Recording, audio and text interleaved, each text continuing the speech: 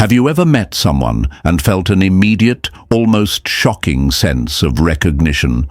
A connection so profound it feels like you've known them for a lifetime, like your soul is tuned to the exact same frequency. And then, just as this incredible feeling awakens you, you're faced with a painful truth.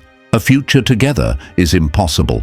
Why does the universe introduce you to a person who ignites a dormant fire within you, only to place them completely out of reach?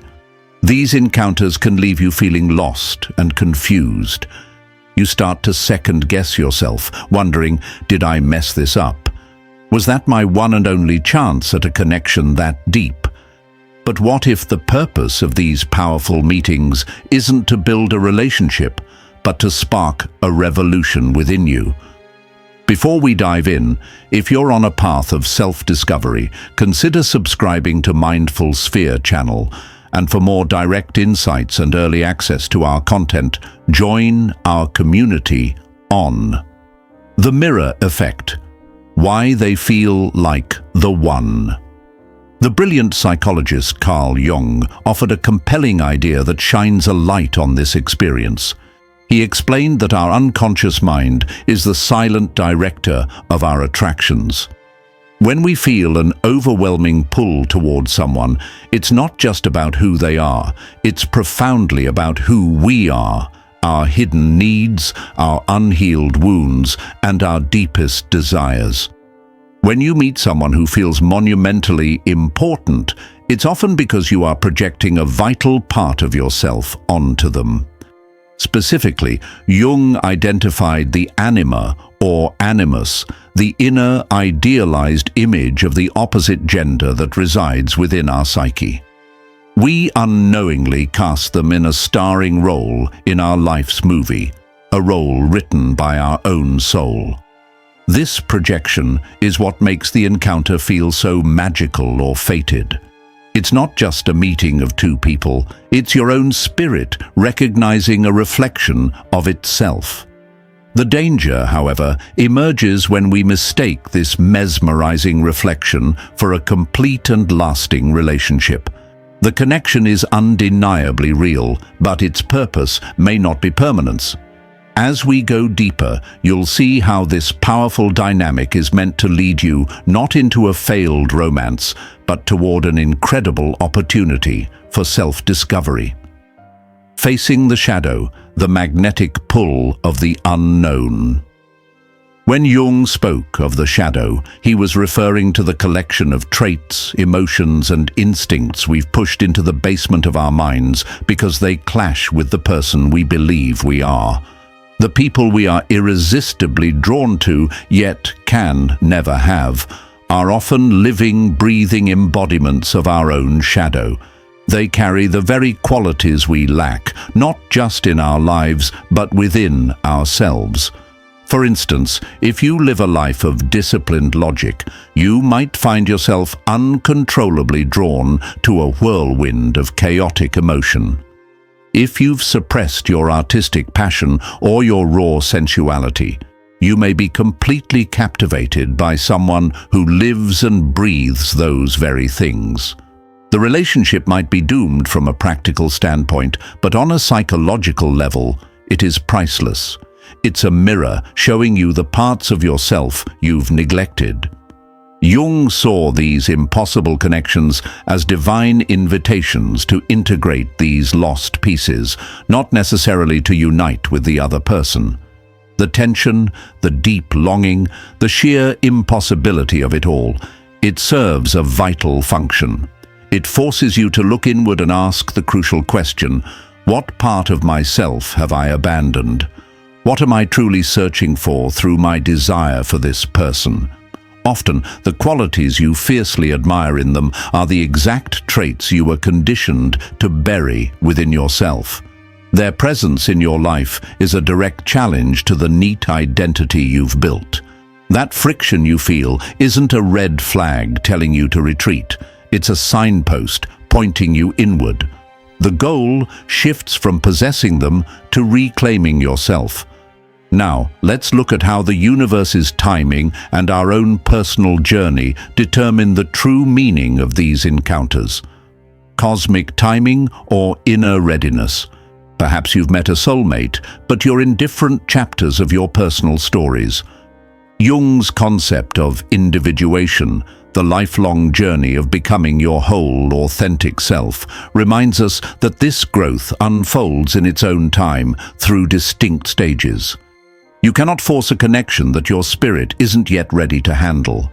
This is where Jung's mesmerizing concept of synchronicity comes into play.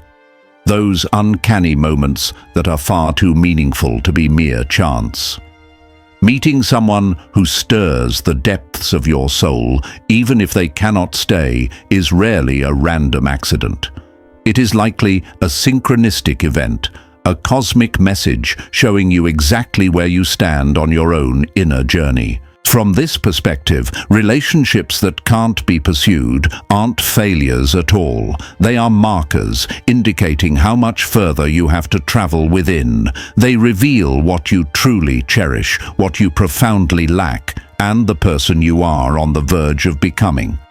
Sometimes we mistake the sheer emotional force of these meetings as proof of a grand romantic destiny. But Jung would urge us to not confuse the symbolic meaning with a literal one. The universe may very well have orchestrated your meeting, but not for a storybook ending. Instead, the encounter is designed to shatter your current reality, to awaken a part of you that has been sound asleep. In this light, destiny doesn't promise you another person. It promises you a more authentic version of yourself. Before we continue, if this perspective is helping you find clarity, consider sharing this video with someone who might be going through a similar experience.